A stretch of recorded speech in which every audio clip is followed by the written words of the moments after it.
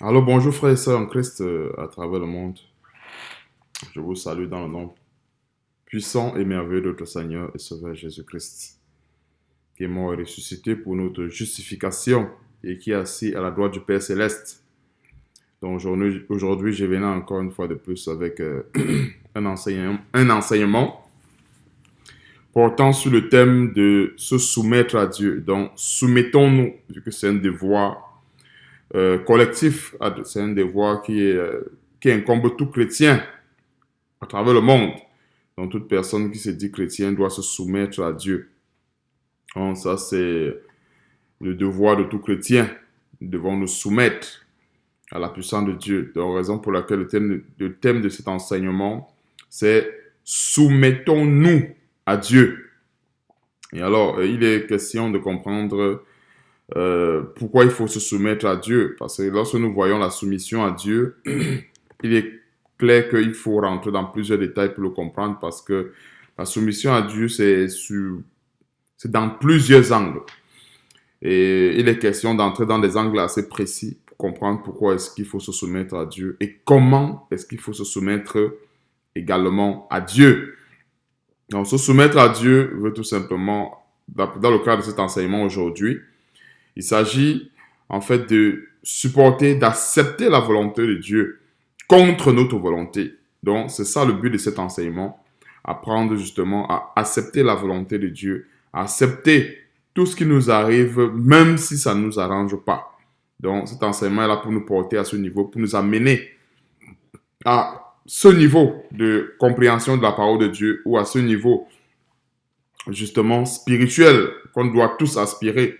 Parce que ce n'est pas toujours évident d'avoir supporté contre sa personne les choses qui nous arrivent, les choses qui nous outragent. Mais, une fois de plus, la parole de Dieu est une puissance pour quiconque croit. Alors, quand nous rentrons dans la parole de Dieu, nous avons assez de force pour pouvoir supporter toute forme d'injustice, toute forme de tribulation qui pourrait survenir dans nos vies ou bien sur nous lorsque nous exerçons nos différentes tâches dans le ministère auquel Dieu nous a confiés tous. Donc, sans plus tarder, nous allons remettre tout entre les mains du Seigneur comme à l'accoutumée, car la Bible nous recommande que quoi que nous fassions en parole ou en acte, nous le faisons au nom de notre Seigneur Jésus-Christ. Donc, frères et sœurs, prosternons-nous devant le Seigneur avant de remettre cet enseignement entre les mains du Seigneur et qu'il nous conduise selon sa volonté, selon sa grâce, selon sa puissance, selon son amour. Donc, frères et sœurs, prions. Éternel Dieu, nous te bénissons. Je te bénis encore, Seigneur, pour cette journée.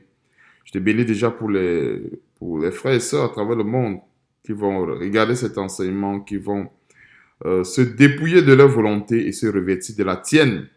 Seigneur, donne-nous de nous dépouiller de notre volonté, de nous dépouiller de nos passions, de nous dépouiller de tout ce qui nous éloigne de toi, afin de nous revêtir de la puissance céleste, la puissance qui vient d'en haut.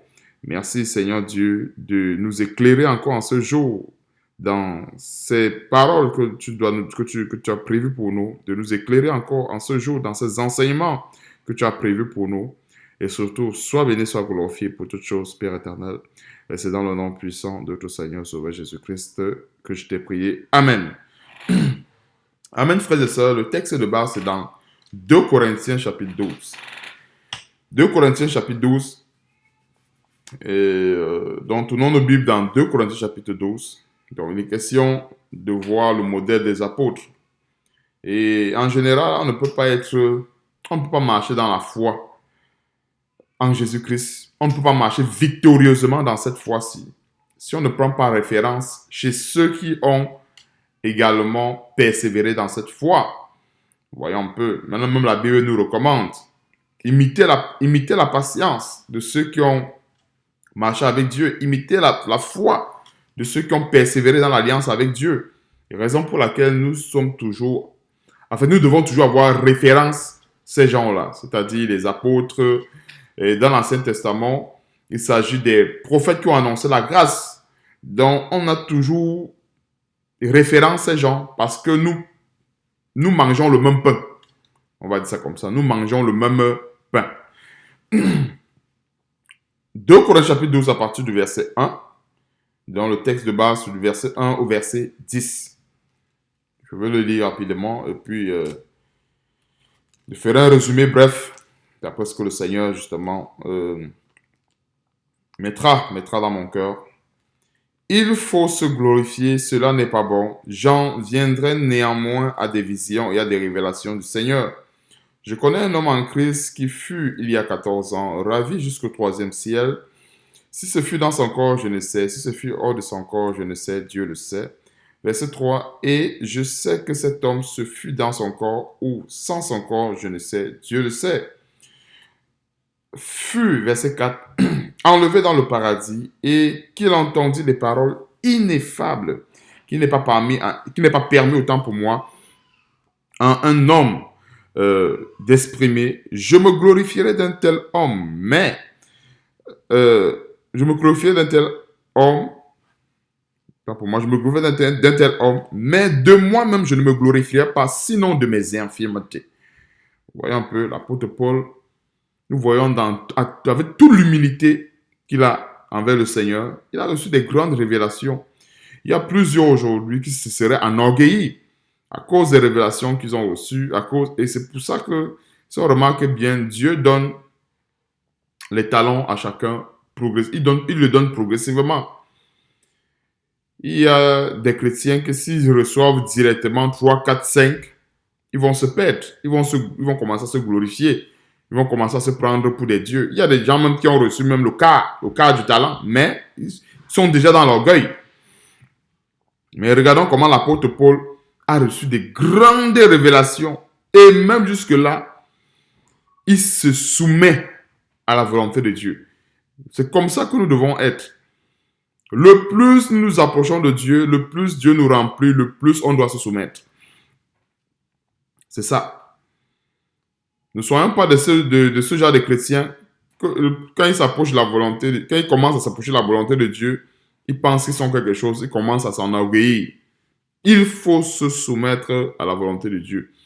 Et le plus nous nous approchons de Dieu, nous devons encore nous soumettre, plus que hier. Donc, si je donne un exemple concret pour qu'on comprenne cet enseignement de la soumission. Si hier, je me soumettais à Dieu à 50%, je donne un exemple. Alors, puisque je me suis approché de Dieu aujourd'hui d'un pas, je dois me soumettre à Dieu à 70%, par exemple.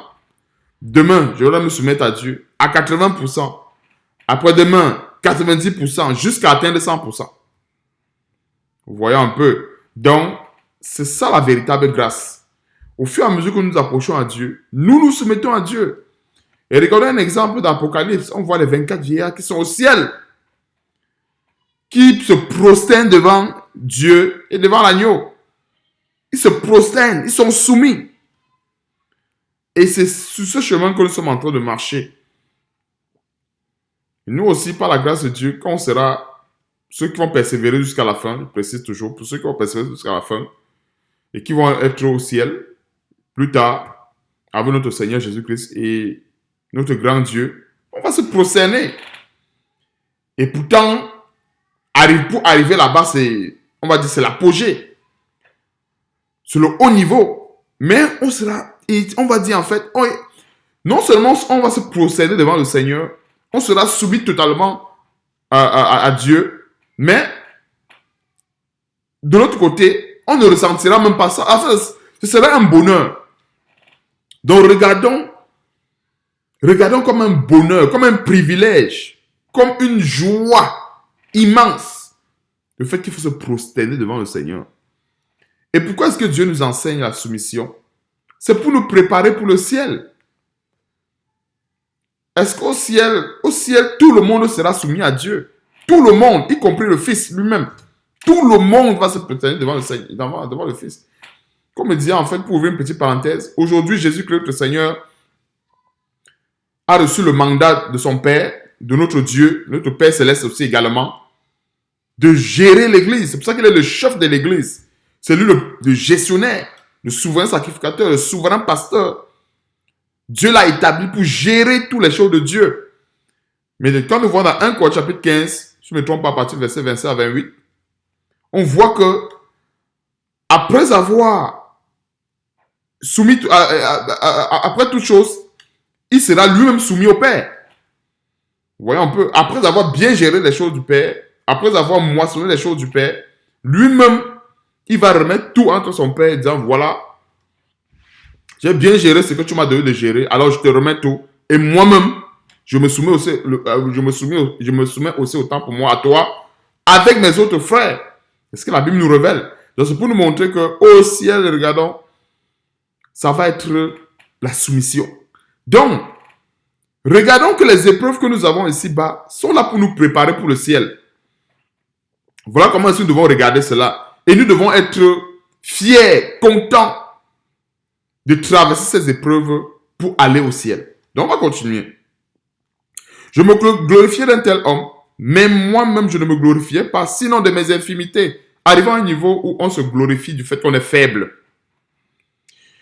Si je voulais me glorifier, je ne serais pas un insensé, car je dirais la vérité, mais je m'en abstiens, afin que personne n'ait à mon sujet une opinion supérieure à ce qu'il voit en moi ou à ce qu'il entend de moi. Souvent, c'est pas toutes choses c'est pas toutes choses qui sont bonnes à dire. L'apôtre Paul a reçu des grandes révélations, des grandes ceci. Et regardons un peu toute cette euphorie que nous avons aujourd'hui dans les révélations sur Internet. Oh, j'ai vu le Seigneur. Oh, j'ai vu ceci. Oh, il était assis ici. Il avait la couronne d'or. Tout ça, c'est pour attirer la haute opinion. Et les chrétiens aiment ça. On va commencer à dire, ah, lui, il a vu le Seigneur. Et tout le monde va cliquer sur la vidéo, chercher à regarder. Il y a comme, quand nous ouvrons Internet, tout le monde voit. Les bébés, les prématurés, tout le monde voit le Seigneur. Ne dis pas que forcément tout cela est faux, mais la plupart, nous savons que la plupart sont des rêveries. La plupart. Parce que le Seigneur se manifeste dans sa parole. Donc, l'apôtre Paul pouvait aussi dire, oh, j'ai vu le Seigneur à tel niveau, j'étais ici, j'avais une couronne d'or, j'avais ci, le Seigneur me tendait le sceptre d'or, machin, ainsi de suite. Et il s'en abstient. Pourquoi est-ce qu'il s'en abstient? Parce que qu'est-ce que ces révélations apportent concrètement dans la marche chrétienne? Qu'est-ce que cela apporte concrètement? Maintenant, si je dois sortir les révélations qui doivent plutôt être une distraction, parce que tout cela, ça devient plutôt une distraction, parce que il y a des chrétiens qui passent tout le temps à chercher les nouvelles révélations sur le ciel et l'enfer. C'est la distraction. C'est pas pour rien que l'apôtre Pierre dit dans 2 Pierre chapitre 3, en disant que en attendant l'avènement du Seigneur, efforcez-vous à être irrépréhensible dans la grâce. Voilà là où il faut se focaliser. Est-ce qu'il faut maintenant se focaliser? Oh, j'ai rêvé ci, j'ai eu telle vision, le Seigneur était ici. C'est la distraction. Focalisons-nous sur l'objectif, sur l'essentiel. Nous devons apprendre à se soumettre à Dieu. Donc, l'apôtre Paul dit, si je voulais me glorifier, je ne serais pas un insensé. Pour dire, c'est vrai, c'est ce qu'il a reçu. Mais il s'en abstient parce que ça ne remplit pas autant pour moi le but de son apostolat. Le but de son apostolat, c'était d'amener les âmes au Seigneur. C'était de les amener à se sanctifier, à se convertir réellement au Seigneur, afin d'hériter la couronne incorruptible plus tard. Le but de son apostolat n'est pas de les égarer avec des révélations. J'ai eu ci, j'ai eu ça. De temps en temps, Dieu nous révèle cela. Dieu peut donner certaines révélations à ses enfants. C'est pour les encourager. Comprenons le but. Dieu ne fait pas cela pour qu'on commence à s'attacher à cela. Non. C'est pour nous encourager. Imaginons qu'un chrétien qui souffre tellement de l'injustice, Dieu peut venir lui donner certaines révélations sur le royaume à venir pour l'encourager en disant que voilà, tu souffres ici-bas, mais sois fortifié parce que plus tard, il y a quelque chose de grand qui t'attend. Voilà pourquoi est-ce que Dieu, à un moment donné, peut donner certaines révélations à certains chrétiens pour les encourager. Mais la foi ne devient pas basée seulement sur ça. C'est-à-dire rien que matin, midi, soir, révélation de ci, ça. Non. Toutes les révélations que nous avons besoin sont dans la Bible. Toutes les révélations, toutes, de A à Z sont dans la Bible.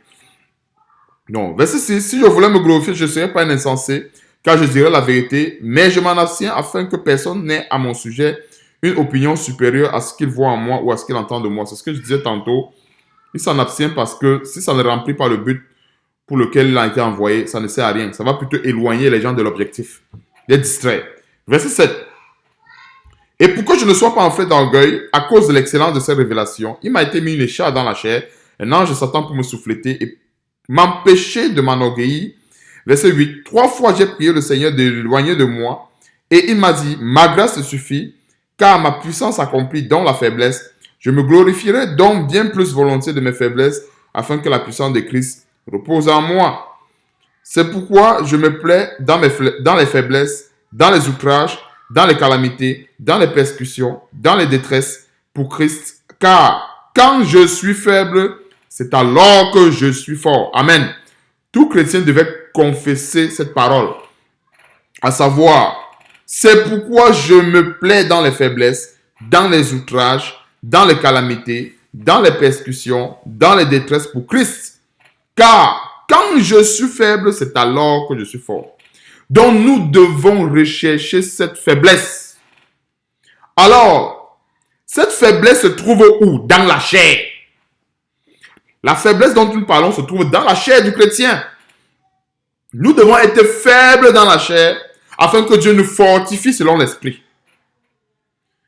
Mais les chrétiens préfèrent être... Il y a des soi-disant chrétiens qui font l'inverse. Ils préfèrent être forts selon la chair et être faibles selon l'esprit. Regardons comment est-ce que Dieu a fait les choses de l'esprit. Il a fait les choses à telle enseigne que les fruits de la chair sont diamétralement opposés à ceux de l'esprit. Les fruits de la chair. Ce n'est pas pour rien. Tous ceux qui vont s'affectionner selon la chair seront déconnectés selon l'esprit. Et tous ceux qui s'affectionneront autant pour moi aux choses de l'esprit seront déconnectés aux choses qui concernent la chair. Raison pour laquelle, quand nous allons souvent des situations, quand nous prions à Dieu, ne nous attendons pas à ce que Dieu forcément enlève cela de nos vies.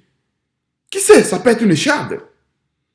Parce qu'on a toujours appris aux chrétiens que si tu as n'importe quel problème, prie et Dieu va pouvoir. Prie, Dieu va te délivrer. Prie. Il y a des choses pour lesquelles on peut prier. Dieu décide que non, tu dois le traverser. Parce que déjà ma grâce te suffit. Quand nous lisons ça, nous pensons que ça s'est limité seulement à l'apôtre Paul et ça ne va pas arriver chez nous. C'est faux. C'est faux. Nous devons apprendre à se soumettre. Et quand nous méditons cette parole, nous voyons que l'apôtre, ça ne faisait pas plaisir. Il n'était pas, dans sa chair, il n'était pas content de vivre cela. Mais puisque Dieu lui a dit, ma grâce te suffit, alors il n'avait pas le choix de se soumettre. C'est ça le but de cet enseignement.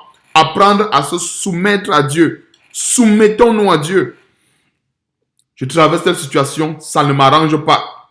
Je traverse cette situation, vraiment, je peine beaucoup. Je souffre tellement. Mais est-ce que Dieu l'approuve? Alors, si Dieu l'approuve, je me soumets. Voilà ce qu'il faut apprendre. C'est-à-dire que nous ne sommes pas de ces chrétiens-là qui sont prompts à rechercher toujours la délivrance.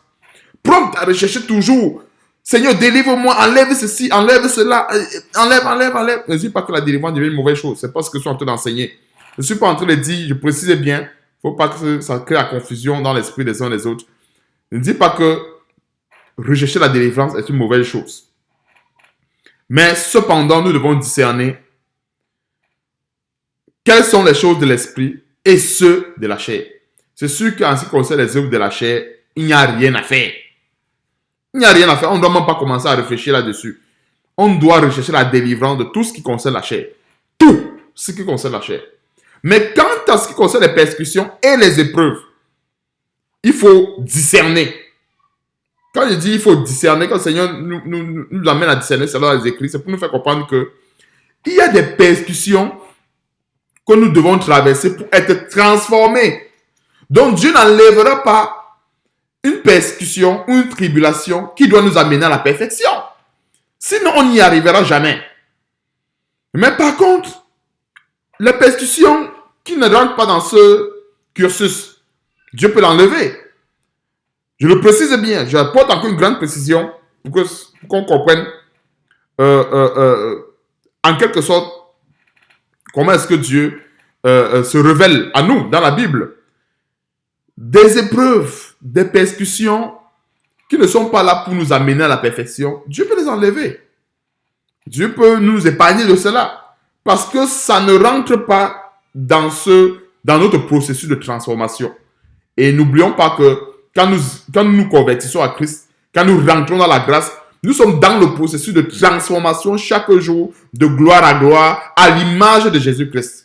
Donc, s'il y a une épreuve qui n'accomplit pas cette volonté de Dieu, alors cette épreuve, elle va être écartée, c'est sûr. Mais s'il y a une épreuve qui rentre dans notre transformation, Dieu ne va pas l'écarter. Voyons un peu, Dieu ne l'écartera pas. Et c'est pour cela que on peut constater qu'il y a bien des choses qui nous arrivent, il y a des choses qui vont nous arriver. Tu vois, quand on va prier, Seigneur, débarrasse-moi de telles choses. Quand Dieu ne va pas le faire, on va peut-être associer cela peut-être à un manque de foi, ou à un péché, ou à un ceci. Non. L'apôtre Paul n'avait pas péché pour avoir cette écharde. Dieu nous révèle que cette écharde était dans la chair de Paul pour l'empêcher de s'enorgueillir. Donc, un frère ou une soeur peut souffrir d'un problème aujourd'hui, qu'il n'arrive pas à être délivré, pas parce qu'il manque la foi, parce que Dieu veut préserver cette personne. Et quand cette personne aura compris la leçon, alors Dieu va pouvoir l'enlever. C'est comme ça que Dieu marche. Le but de Dieu, ce n'est pas de nous perdre. Le but de Dieu, c'est de nous conduire au ciel. S'il constate que telle personne, son cœur est attaché au monde, il permettra que les yeux de cette personne soient fermés spirituellement aux choses du monde. Il va tout faire pour rendre cette personne, bien pour aider cette personne à avoir les yeux fermés par rapport aux choses du monde. Ou bien créer un malaise dans sa chair, à telle enseigne que cette personne ait le dégoût du péché. Alors, si Dieu le fait pour nous, s'il arrive que c'est le cas le cas de l'un d'entre nous, nous devons donc glorifier Dieu parce que Dieu nous aime. Et Dieu le fait de plusieurs façons. Dieu, à un moment donné, peut nous arracher brusquement quelque chose qui occupe qui occupe sa place autant pour moi dans notre vie. Ça va nous faire mal. On ne sera pas content. Ouais, pourquoi est-ce que Dieu... Mais il a fait cela pour nous épargner du malheur, afin de nous conduire au ciel. Donc voilà pour ce qui était de 2 Corinthiens chapitre 12, verset 1 à 10. Et nous voyons ici comment est-ce qu'il faut se soumettre à la volonté de Dieu. Nous allons aussi également aller dans Jacques chapitre 4, à partir du verset 8 à 10. Voyons un peu comment est-ce qu'il faut se soumettre à Dieu. Approchez-vous de Dieu, verset 8, Jacques chapitre 4, verset 8 à 10. Approchez-vous de Dieu, verset 8, et il s'approchera de vous. Nettoyez vos mains, pécheurs, purifiez vos cœurs, hommes irrésolus. Alors, notons que ces épîtres s'adressent aux chrétiens. Donc, ça c'est une parole qui concerne purement les chrétiens et à 100%. Donc, approchez-vous de Dieu. Nous qui avons goûté Christ, nous qui avons reçu Christ, nous devons nous approcher chaque jour de Dieu. Mais de quelle façon? Dans l'humilité. Il y a d'autres qui s'approchent de Dieu avec l'orgueil. Oh Seigneur, je te rends grâce du fait que je jeûne 3 fois par jour. Je te rends grâce du fait que tu m'as permis de connaître les choses que les gens ne connaissent pas. C'est pas comme ça que nous devons nous approcher de Dieu. Nous devons nous approcher de Dieu avec l'humilité, la soumission. Donc, approchez-vous de Dieu et il s'approchera de vous. Notre Dieu est souverain. Il y a des chrétiens qui pensent que je suis un enfant de Dieu, comme très souvent cet évangile diabolique de une fois sauvé, sauvé pour toujours, de l'hypergrâce. Quand très souvent on entend ces personnes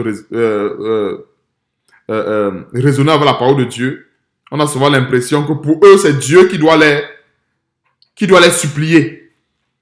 C'est-à-dire du genre, je peux vivre ma vie comme je veux, et puis je suis déjà sauvé parce que Jésus-Christ est mort une bonne fois pour toutes.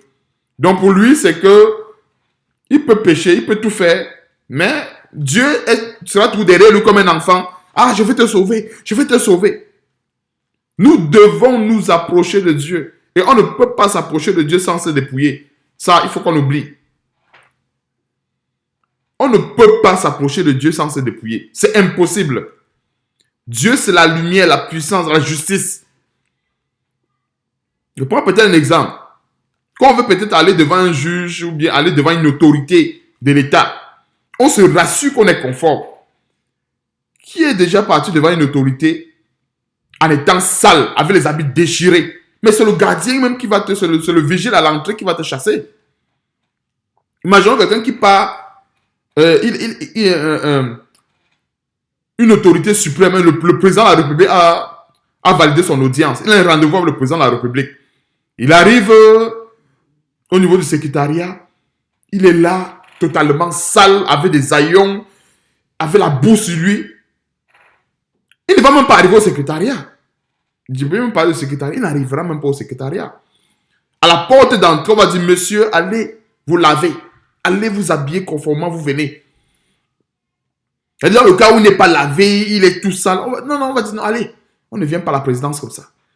Et nous pensons qu'on va s'approcher de Dieu, cependant, avec la saleté. La saleté, là, c'est quoi? Ce sont les péchés. L'image du péché. Encore une fois de plus. Donc, approchez-vous de Dieu et il s'approchera de vous.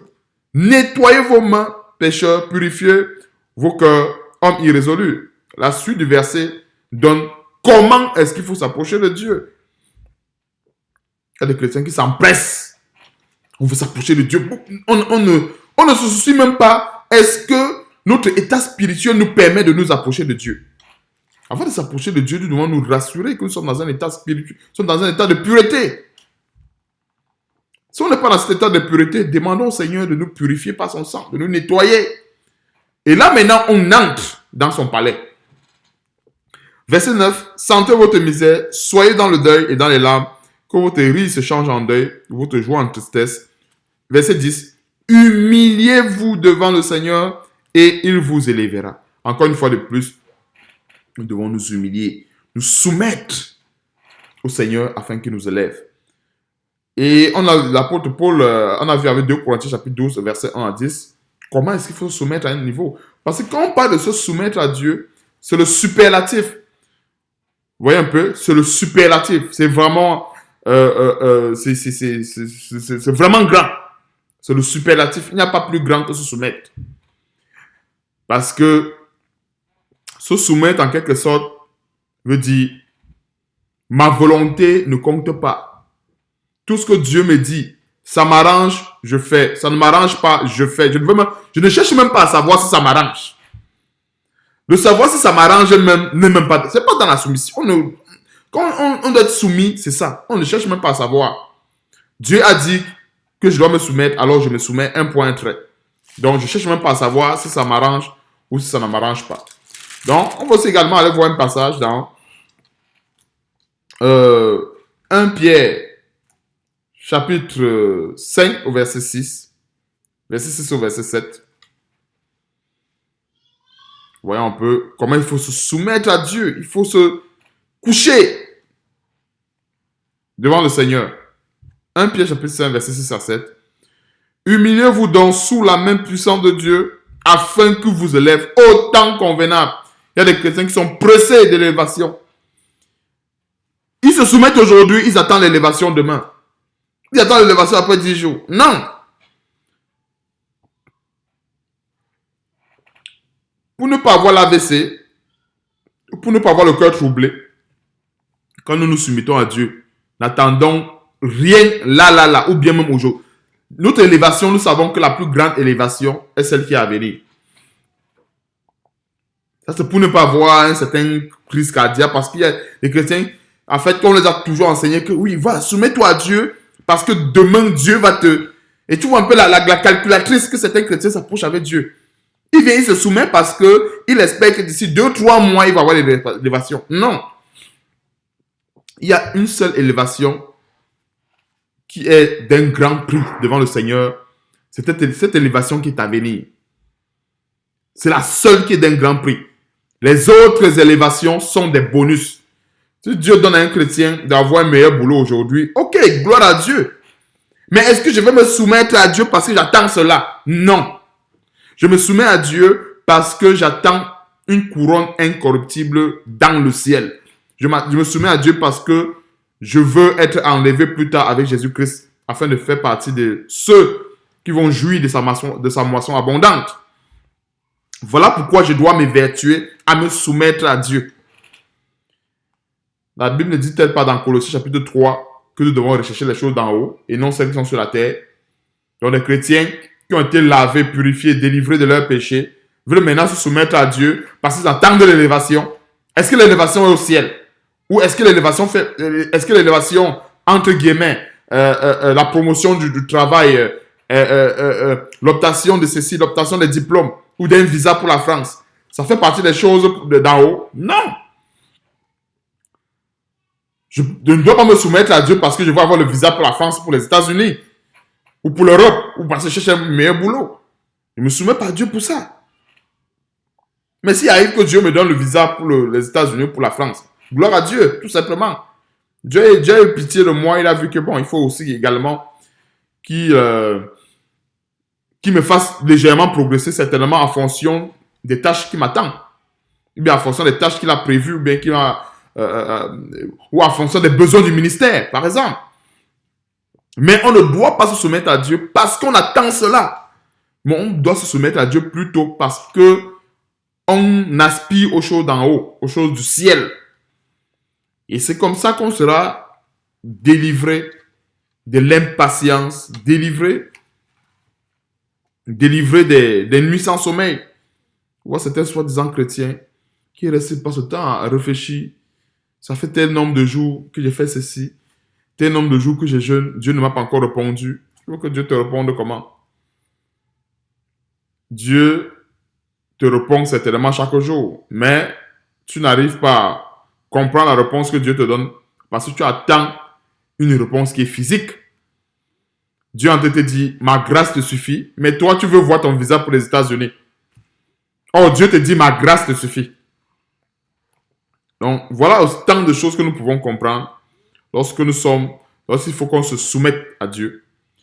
Humiliez-vous donc sous la main puissante de Dieu afin qu'il vous élève au temps convenable. Donc, j'étais dans la parenthèse du temps convenable.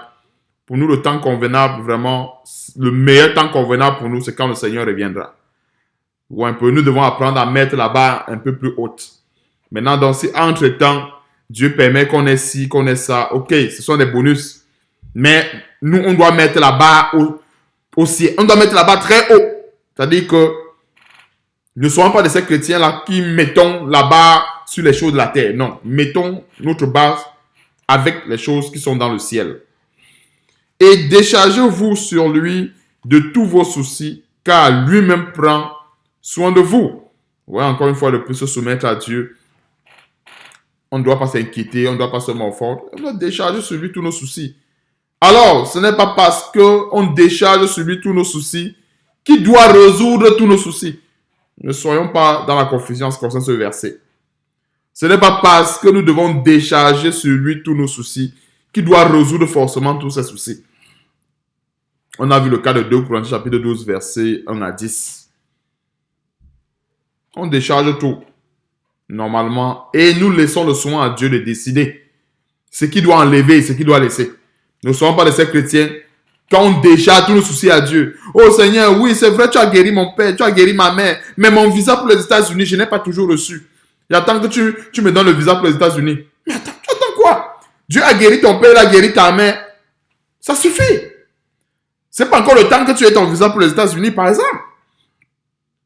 Oh Seigneur, ça fait depuis 10 ans que je fais le visa pour les États-Unis, je n'ai pas. Oui, mais je te rends grâce que tu as guéri ma mère, tu m'as guéri de telle maladie, tu as guéri mes enfants de telle maladie, tu as guéri ma femme de telle maladie. C'est déjà suffisant. S'il n'y a pas de visa pour les États-Unis, c'est parce que Dieu juge bon que certainement ce chrétien va aller se perdre aux États-Unis. Surtout dans certaines villes où la débauche est à l'apogée. Que non, tu vas te perdre là-bas. Donc tu as soumis tous tes soucis à Dieu. Soucis de visa, soucis de maladie. Dieu a dit, je vais te donner la santé, la maladie. Mais tu vas rester là où tu es. Dans le désert où tu es. Parce que c'est dans ce désert que tu peux garder la foi. Maintenant, quand tu vas avoir le niveau où tu peux garder la foi dans les zones les plus tumultueuses. Parce que Dieu aussi, quelque part, en train de donner une révélation aussi également sur le pourquoi, pourquoi est-ce qu'il peut bloquer certaines choses dans la vie des chrétiens. Et ça, c'est un témoignage aussi également de ma vie que je donne. Bien des fois, nous sommes dans des... On voit un peu un chrétien qui est dans une condition difficile, peu importe où il se trouve, que ce soit en Afrique ou dans un pays où il ne s'en sort pas véritablement. C'est à peine qu'il réussit à manger quelque chose, c'est à peine qu'il réussit à subvenir à ses besoins. C'est vrai que ce chrétien commence à entreprendre des voyages pour immigrer, pour faire ci, pour aller à tel endroit. Et ce n'est pas le seul problème. Pendant que tu entreprends des voyages pour immigrer, tu as les maladies, ta mère est malade, toi-même tu es malade, les enfants sont malades, et ainsi de suite. En général, Dieu, tu vas voir, Dieu te délivre de la maladie, délivre tes parents, te délivre toi-même. Mais tu restes, tu n'as pas encore ton visa, peut-être pour les États-Unis, pour la France, pour la Belgique, pour le Canada. Tu vas dire, Seigneur, oh, voici mon souci. Je veux le visa pour la Belgique, je veux le visa, Seigneur, tu vois que je souffre ici. Mettons pas la pression à Dieu pour ça. Si Dieu ne t'a pas encore donné le visa pour les États-Unis, la Belgique, pour le Canada, c'est parce qu'il a jugé bon que ta foi est en sécurité là où tu es. Maintenant, s'il juge bon que ta foi peut être aussi également en sécurité au Canada ou aux États-Unis, Dieu n'a pas de problème à ouvrir les portes. Ne pensons pas que notre Dieu prend plaisir à ce que nous souffrons. Non, il n'a pas de souci à ouvrir les portes. Parce qu'il y a des chrétiens que Dieu sait que le jour où il va arriver aux États-Unis, tu vois un chrétien, par exemple, quand il était en Afrique, il n'arrivait pas à se vanter, à se pavaner parce qu'il n'avait pas les moyens. Mais il arrive ici, dès que les moyens tombent, c'est fini. Il commence à se pavaner, commence à... Dieu ne va pas te donner le visa pour les États-Unis, pour le Canada ou pour la France. Parce que c'est que quand tu vas arriver ici, tu ne te mets jamais sur Facebook. Immédiatement, tu vas ouvrir ton compte Facebook, balancer les photos, ou tu prends les posters, ou elle prend les posters, ainsi de suite. Et voilà que le Canada ou les États-Unis deviennent un obstacle à la foi de cette personne-là. Donc, Dieu est la personne qui nous connaît le mieux. Donc, apprenons à attendre les choses au temps convenable. Comme Dieu peut décider, oui, tu vas rester en Afrique toute ta vie. Apprenons à accepter ça comme ça. Donc, le but de cet enseignement, c'est de nous amener à aspirer aux choses qui sont dans le ciel. Nous devons décharger nos soucis à Dieu, mais ne commençons pas à dire à Dieu, Dieu, résous d'abord ceci. En fait, on n'apprend pas à Dieu, on n'apprend pas. Quand nous déposons la chose sur le trône de la grâce, c'est lui qui traite les dossiers. On n'apprend pas à Dieu à faire son travail. On ne dit pas à Dieu, tu dois d'abord faire ceci avant ceci. Non. Dieu est souverain. Il choisit ce qu'il doit faire. Et il fait ce qu'il veut, comme il veut, quand il veut. Dieu est souverain pour ça. Nous, notre travail, c'est de se soumettre un point, un trait. On se soumet. On ne cherche pas à savoir quel dossier va d'abord résoudre, qu'est-ce qu'il ne va pas résoudre. Ce n'est pas notre problème là-bas. Nous devons apprendre à rester dans notre assiette. Dieu a dit, soumettez-vous à Dieu, alors soumettons-nous. Donc, on va prendre un dernier chapitre pour terminer, frères et sœurs. De la soumission. Nous devons se soumettre pleinement à Dieu, selon qu'il est écrit dans sa parole, que ce soit dans les moments de tribulation, et c'est surtout dans les moments de tribulation que nous devons nous soumettre à Dieu. Dans Hébreux chapitre 12, à partir du verset 1, on va du verset 1 jusqu'au verset 4, c'est qu'on va terminer. Nous donc aussi, puisque nous sommes environnés d'une si grande nuée de témoins, rejetons tout fardeau et le péché qui nous enveloppe si facilement et courons donc avec persévérance dans la carrière qui nous est ouverte, ayant les regards sur le chef et le consommateur de la foi, qui, en vue de la joie qui lui était réservée, a souffert la croix, méprisé l'ignominie et s'est assis à la droite du trône de Dieu. On n'a pas meilleure référence que Jésus-Christ. Et ce verset 2 est longuement détaillé dans Philippiens chapitre 2, où nous voyons que notre Seigneur Jésus-Christ a souffert contre sa personne, contre sa volonté. Il y a même des versets qui montrent comment est-ce que le Seigneur est allé à la montagne. Il a prié. Seigneur, s'il était possible que cette coupe s'éloigne de moi. Mais après, qu'est-ce qu'il a dit? Seigneur, que ta volonté soit faite. D'un moment donné, nous devons dire vraiment que ta volonté soit faite. Maintenant, si on n'a pas assez de force pour dire que ta volonté soit faite, regardons donc, comme le verset 2 le dit, Jésus-Christ. Prenons l'exemple sur lui qui, pour aller sur la croix, pour nous sauver, ce n'est pas pour sauver une autre personne, pour nous sauver nous, pour aller sur la croix, accomplir la volonté de Dieu, être soumis à la volonté de Dieu, afin de nous sauver, il a souffert contre sa personne, contre sa propre volonté. Il a souffert des choses injustes et terribles. Prenons cela comme exemple. La Bible dit, a souffert la croix, méprisé l'ignominie et s'est assis à la droite du trône de Dieu. On veut être assis au ciel. On veut notre place aussi. On veut être enlevé. Mais, chrétiens, apprenons à payer le prix. Nous devons payer le prix pour cela. Et ne pensons pas que aujourd'hui la foi, c'est seulement rester croiser les bras. Je suis sauvé, je suis sauvé, je suis sauvé. Apprenons à payer le prix. Et on ne peut pas apprendre à payer le prix si on ne se discipline pas. La discipline est la règle maîtresse de toute chose. Et même en Christ, il y a une discipline. On doit se discipliner. Discipliner son corps, discipliner sa langue, discipliner les membres de son corps, ses yeux, sa bouche, ses mains, ses pieds. On doit tout discipliner. À un moment donné, nous devons arriver à un niveau où on doit parler à nos membres. Que mes yeux, je ne t'autorise pas à poser tes regards sur des choses impures. Mes pieds, tu ne poseras pas tes pieds dans des endroits impurs. Ou même tu ne toucheras pas ce qui est impur. Voilà autant de choses. Mes oreilles, tu n'écouteras pas des musiques impures. Tu n'écouteras pas des choses qui sont infâmes. Tout cela fait partie de la soumission. Alors, si il ne faut pas poser les yeux sur ce qui est impur, écouter ce qui est impur, toucher de ce qui est impur, manger les impuretés, utiliser les pieds pour aller dans les endroits impurs, alors, qu'est-ce qu'il faut faire? En faisant tout je voulais dire en quelque sorte, en faisant toutes ces choses, nous sommes en train de nous soumettre à la volonté de Dieu. Donc, ayant les regards sur le chef et le consommateur de la foi, qui en vue de la joie qui lui était réservée, a souffert la croix, méprisé l'ignominie et s'est assis à la droite du trône de Dieu. Considérez en effet celui qui a supporté contre sa personne. C'est ça la soumission. On parle d'être soumis. C'est contre sa personne.